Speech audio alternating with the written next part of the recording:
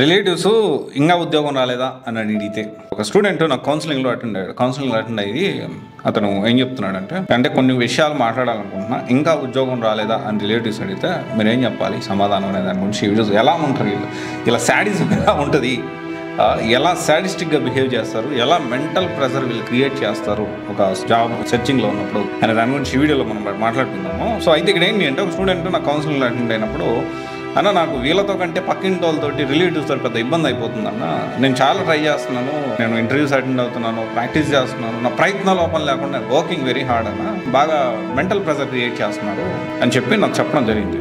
And ఇదే situation నేను కూడా ఫేస్ చేసి ఇదంతా షేర్ చేయాలి, ప్రతి ఒక్కరు తెలుసుకోవాలి. ఇప్పుడు కూడా చాలామంది ఈ సొసైటీ ప్రెజర్ ఎస్పెషల్లీ పక్కింటోళ్ళు రిలేటివ్స్ ప్రెజర్ ఎలా ఉంటుంది, వాళ్ళు ఏం చేస్తున్నారు, దాని నుంచి మనం ఎలా ఉండాలి అనే దాని గురించి మాట్లాడుతుంది. మెయిన్ ఏంటంటే నా చదువు అయిపోయిన తర్వాత మా నాన్న ఏం చేశారంటే మా రిలేటివ్స్ అంటే అందరికి కాదు, కొంతమందికి మా డాడీ ఫ్రెండ్స్కి తెలిసిన వాళ్ళకి అందరికి కాదు, అందరూ రిలేటివ్స్. యాక్చువల్లీ మా ఫ్యామిలీలో ఇలాగా ఒక సాఫ్ట్వేర్ సంబంధించి కానీ లేకపోతే ఈ విధంగా జాబ్ తెచ్చుకొని కార్పొరేట్ సెక్టార్లో వర్క్ చేసి ఈ పొజిషన్కి వచ్చిన వాళ్ళలో నేనే ఫస్ట్. మా ముందు తరం కూడా చాలా వరకు బిజినెస్లు చేసేవాళ్ళు. అండ్ మా నాన్న కూడా బిజినెస్ ప్లస్ డిఫరెంట్ ఆస్పెక్ట్స్లో ఉండేవాళ్ళు. మా మదర్ కూడా మోస్ట్లీ అందరూ కూడా ఒక ఎడ్యుకేషన్కి సంబంధించి మా ఫ్యామిలీ అంటే ఇన్ ద సెన్స్ మా గ్రాండ్ ఫాదర్ గురించి మనం మాట్లాడుకుంటే మా గ్రాండ్ ఫాదరు అంతకుముందు ఫ్యామిలీ ఆ తర్వాత ఫ్యామిలీ మా రీజన్ చూసుకుంటే ఐఎమ్ ద ఫస్ట్ పర్సన్ అని చెప్పొచ్చు. ఈ పొజిషన్కి వచ్చిన పర్సన్ కూడా ఇంత పబ్లిక్లోకి వచ్చి ఇట్లా మాట్లాడి సో ఇంత కాంటాక్ట్స్ హ్యూజ్ నెట్వర్క్ ఉన్న పర్సన్ కూడా నేనే పర్సన్. అయితే ఇట్లా వాడికి జాబ్ చూడండి అందరికి ఫోన్ చేస్తే ఎవడు హెల్ప్ చేయకపోగా ఏంది ఇంకా ఉద్యోగం రాలేదా, ఇంకా జాబ్ రాలేదా, ఇంకేం వస్తుందిలే, అయినా మన ముఖానికి జాబ్ ఏమొస్తుంది, ఇచ్చేవాడు ఎవరు, ఏం తూ అంటే తాక్షరం ముక్క రాదు. అంటే నేను చిన్నప్పటి నుంచి మెరిట్ స్టూడెంట్ని, కొన్ని టాపిక్స్లో చాలా మెరిట్ ఉంటా, బట్ యావరేజ్ స్టూడెంట్, ఓవరాల్గా యావరేజ్ స్టూడెంట్. అంటే పెద్ద కొంది చిన్నప్పుడు బాగా చదివండి, పెద్ద కొంది యావరేజ్ స్టూడెంట్ అయ్యాను. అయితే ఏం వస్తుందిలే ఇలా మాట్లాడేవాళ్ళు. అంటే ఇక్కడ ఒకటే విషయం ఏంటి అంటే వీళ్ళందరూ కూడా ముందేమో అబ్బా మేవాడు భలే తెలివైనోడు, వెనకాలేమో వాడొక తెలివి తక్కువడు అందుకే ఎక్కువ ఉద్యోగం రాలేదు. ఈ వెనకాల మాట్లాడుతూ ఉంటారు రిలేటివ్స్ కానీ పక్కింటి వాళ్ళు కానీ ఎదురింటి వాళ్ళు కానీ లేకపోతే మన ఫ్యామిలీ ఫ్రెండ్స్ కానీ ఒక్కడన్నా హెల్ప్ చేస్తాడా, ఎవరు చేయడు. కనీసము అరే నువ్వు ఇది చదువుకో అని కూడా చెప్పడు, ఇది చదువుకో ఇది చూడు అని కూడా చెప్పడు. అంటే ఎలా ఉన్నారు అంటే చాలామంది అది అనకపోగా ఫంక్షన్స్కి వెళ్ళినా లేకపోతే పార్టీస్కి వెళ్ళినా ఇంకెక్కడికి వెళ్ళినా ముందేమో మీ వాడు మంచి తెలియగలడు అని కొంతమంది మాట్లాడుతూ అంటే మొహమాటం కొద్ది మీ వాడు ఇంకా జాబ్ రాలేదా అయ్యో అనుకుంటూ వెనకాల నవ్వుకుంటారు. కొంతమంది డైరెక్ట్ మొహం మీదే ఇంకేం వస్తుంది ఉద్యోగం అని అంటారు.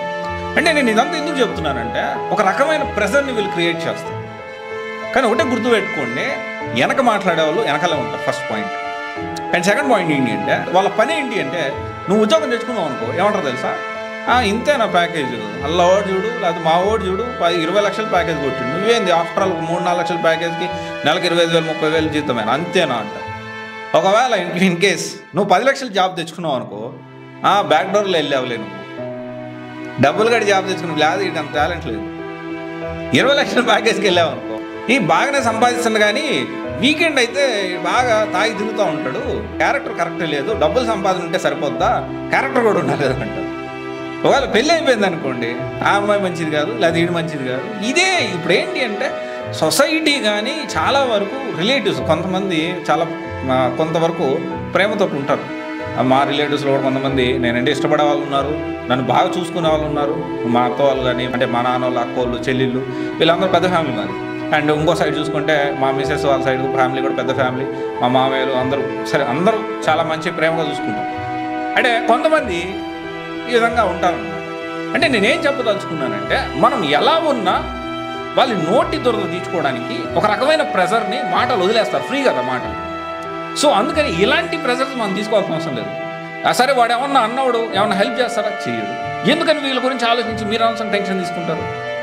నువ్వు జాబ్ తెచ్చుకున్నా ఏదో ఒకటి అంటాడు, జాబ్ తెచ్చుకోకపోయినా ఏదో ఒకటి అంటాడు. వాడి కోసం వీడి కోసం వాడేదో అన్నాడు వీడేదో అన్నాడు అని అనవసరమైన ప్రెజర్ అనేది మెంటల్ ప్రెజర్ క్రియేట్ చేసుకోవద్దు. మీరు ఏం చేయాలనుకున్నా నిమ్మలంగా ఆలోచించుకోండి. అండ్ కొన్నిసార్లు అన్ఫార్చునేట్లీ మిడిల్ క్లాస్ ఫ్యామిలీస్లో డబ్బులు కొంచెం ఇబ్బంది అయ్యి పేరెంట్స్ కూడా కొంచెం ప్రెజర్ చేస్తారు, రే త్వరగా జాబ్ తెచ్చుకో ఇంకెంతకాలం మా మీద పడి అంటే అక్కడ పెయిన్ అర్థం చేసుకోవాలి. అంటే డెఫినెట్లీ వాళ్ళకి తెలియదు, కొంతమందికి తెలియకపోయి ఉండొచ్చు. పేరెంట్స్ కూడా వాళ్ళ ప్రెజర్స్ వాళ్ళకుండి ఆ ప్రెజర్ని కొంత మన మీద కూడా చూపించుండొచ్చు. బట్ ఒకటే విషయం ఏంటి అంటే గోల్ చాలా క్లియర్గా పెట్టుకోండి. మీ టార్గెట్ ఏంటి? మీరు జాబ్ చేయాలనుకుంటున్నారా, యూపీఎస్సీ ప్రిపేర్ అవ్వాలనుకుంటున్నారా, లేకపోతే ఇంకోటి చేయాలనుకుంటున్నారా? ప్రశాంతంగా దాని మీద ఫోకస్ చేయండి. తెలియకుండానే వాళ్ళు ప్రెషర్ పెడతారు, కానీ ఆ ప్రెషర్ని మీరు మేనేజ్ చేసుకోగలిగితేనే ప్రశాంతంగా మీ గోల్ వైపు మీరు చూడగలుగుతారు. అండ్ ఇలాంటి ఇన్సిడెంట్స్ మీ రిలేటివ్స్ నుంచి కానీ మీ ఫ్రెండ్స్ నుంచి కానీ ఎవరన్నా ఏమన్నంటే దానికి సంబంధించింది మీరు ఎలా రియాక్ట్ అయ్యారో మీరు కమెంట్ రూపంలో తెలియజేయాలి. అండ్ ఇంకోటి మిగతా వాళ్ళందరూ కూడా అర్థమవుతుంది, ఓహో ఇలాగ అందరూ ఇలాగ ఉన్నారా, ఎలా ఉన్నారు, మనుషులు ఎలా ఉన్నారు, నా చుట్టాలు ఎలా ఉన్నారు, అండ్ ఈ హెల్ప్ చేయకపోగా ఎలాంటి మాటలు మాట్లాడతారు, మనం ఎలా ఫేస్ చేయాలి, ఎలాగ మనం దాన్ని తిప్పికొట్టాలి అనే విషయం అందరికీ కూడా తెలుస్తుంది. Thank you.